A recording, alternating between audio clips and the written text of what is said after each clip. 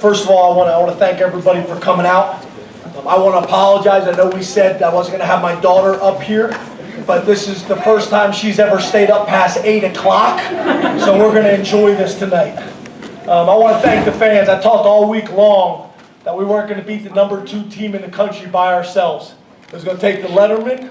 It was going to take the fans. It was going to take the students. It was going to take our players. It was going to take our coaches. This entire community coming together to get this win tonight. That's exactly what happened. I couldn't be more proud. That's one of the, I can't imagine, I've worked in every major conference as well as the NFL. I can't imagine there's a better environment than what that was out there tonight. So I just couldn't be more proud. This is for everybody. This community's been through so much in the last 5 years, and this is a big step in the right direction in terms of healing. You know, I said this very, very early on, that for us to get where we want to be, we need this entire community together. And a win like tonight, I know I'm biased, but I believe that football has the ability to bring a community together like nothing else. So I want to thank everybody. I also want to give a shout out to my niece and nephew, Jeremy and Kendra, who lost their father on Tuesday night. So it was an emotional night for my family, an emotional week for my family. Although this win was big, I want Jeremy and Kendra to know that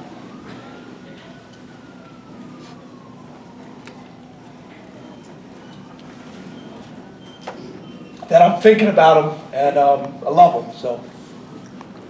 So this is emotional on a lot of different levels. Emotional for this community, for our players, for my family. So my daughter's up here tonight, whether you like it or not. Questions for Coach? James, sorry about your loss and your family's loss. Can you describe what this? You talked about the program. What can this do for this team? A win like this. You know, obviously these types of wins are important. To be honest with you, I don't really want to spend a whole lot of time thinking about the big picture right now. I just want to soak this all in. I just want to enjoy tonight.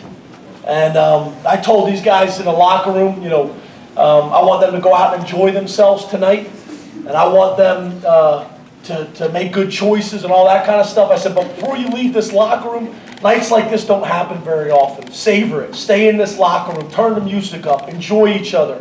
Because there's nothing outside of the locker room that is better than what we got going on in that locker room right now. So I understand the significance of beating the #2 team in the country, a team that hasn't lost an away game in 20 games, a good football program, a great university. I get all that. But I just want to enjoy tonight. I want to enjoy it till tomorrow afternoon after we break the film down, because after that we got to move on to the next game. But I just want to enjoy this win for, 7 hours? Please. James, can you talk a little bit about the performance the defense gave you tonight, and having Bell and Kabinda back, what it meant to have them on the field, how that played into it? Yeah, you know, there's a couple times you look out there on the field, we have 4 redshirt freshmen on the field at the D-line all at the same time. I mean, so proud of the growth, so proud of the development. Kabinda and Bell, getting those 2 guys back was huge. Their leadership, their poise, their playmaking ability was huge for us. And then, you know, you look at Cam Brown, true freshman, blocks the punt. I mean, there's just so many awesome things that happen out there. So I'm just, yeah, our defense is unbelievable. I've been telling you guys for 3 years that this Brent Pry guy is pretty good. And, you know, he has stepped up. I mean, we lost 7 linebackers this year for long periods of time. Our defense just kept grinding and grinding, making no excuses, just playing. I've known Brent Pry for my entire coaching career. His dad was my offensive coordinator. I am so happy for that guy. I'm so happy for that guy. And I'm happy for our whole defense. James, if it was like soul playing in your locker room after you beat Minnesota, what's it like tonight? Who's talking? It's a To your great right. question. To your right. Yeah. I don't know. I mean, it was unbelievable. I've been to some pretty good parties before, but there's no party like that locker room right now. You know, we talked all week long. You know, there's this thing that my college coach used. This opportunity is now here, and you spell it out with all the words. And most people, when they read it with all the letters together, most people, when they read it as opportunity is nowhere. And I talked to our guys about that's really how life is. You can look at the same thing two different ways. You can look at it as opportunities now here, you can look at the opportunities nowhere. And when the number 2 team in the country comes in, and it's the whiteout, you got an opportunity. And opportunity was knocking for us, and we needed to open that door, and we need to answer. And the way we're going to open that door and answer is by being prepared all week long. And our kids prepared. Jason Kabinda coming back on defense has been a big impact for us. Not just how he plays, but his leadership off the field, and rallying and pulling guys together. So, just awesome. Just awesome. James, the block punt, was it a designed block punt? Was it a great play by Cam Brown? Could you describe that for us? Yes, it was designed. No, it wasn't. You know, Cam just went through there. You know, again, that's what happens when you recruit really good kids from good families that also have a lot of ability. It also helps that he's 6'5". You know, and that's what you got to do. You play hard, 6 seconds at a time. When an opportunity comes, take advantage of it. To be honest with you, I don't even know it happened. I just heard the thud, and then, you know, from there, chaos. And then obviously the blocked field goal, and Grant Haley stumbles for 40 yards for a touchdown. He's just awesome. I mean, the whole thing's a blur to me right now, to be honest with you. As much as I love you guys, I want to get back in there with my family and my friends and that team. And I love you guys. Megan, it's great seeing you. I love you guys. But I want to get back in there, to be honest with you. James, try not to keep you too much longer, but Marcus Allen, when he had that blocked field goal, and he went off the field, just looked like you were embracing him, and you had said a few words to him. I'm just curious, you know, what you had to say, you know, to him after that emotional moment. And in the past, you said you don't believe in signature wins. After seeing the crowd tonight and the fans rushing the field, just curious, do you believe in signature wins now? Yeah, you know, that's for you guys, all that signature stuff, to be honest with you. What I am proud of is how many kids came up to me and told me they love me. You know, a lot of times football coaches and football players are supposed to be these big tough guys. You know, I cry all the time. I tell these kids I love them all the time.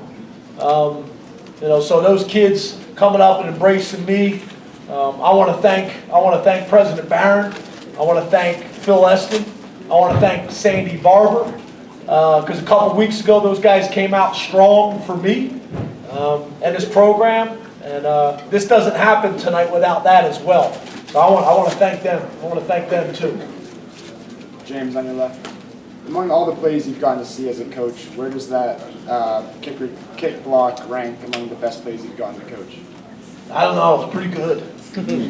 Yeah, I don't know. I mean, I don't want to get into ranking players and ranking plays. You know, this is a special night. This is a special night for me and my family. It's a special night for all those young men in that locker room. It's a special night for the community, State College community.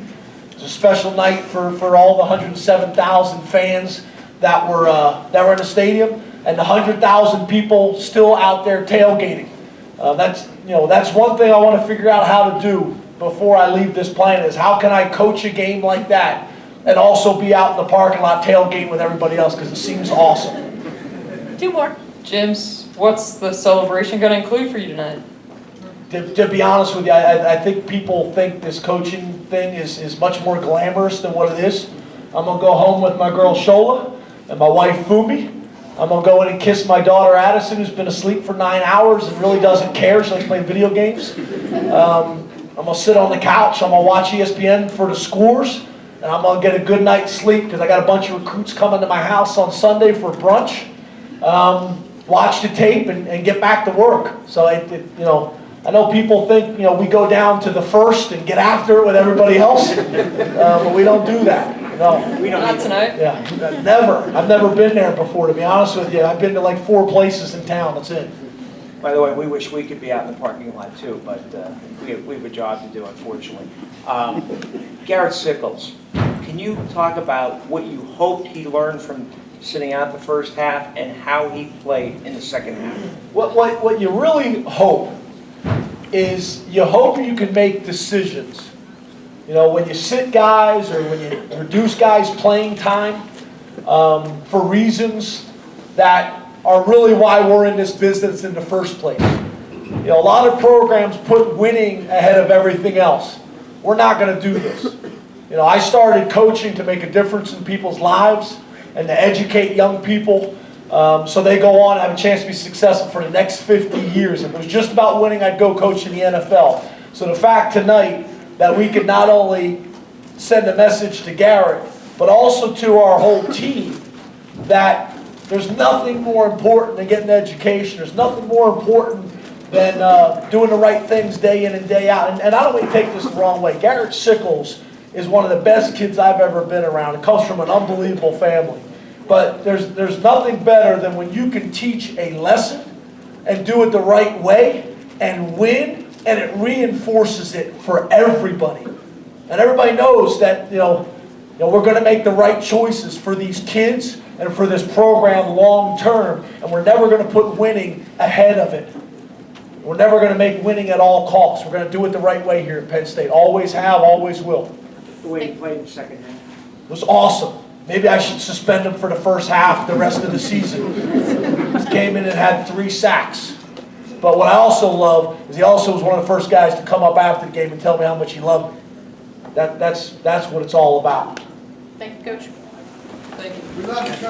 Love you guys too. Big Red. What's up, man?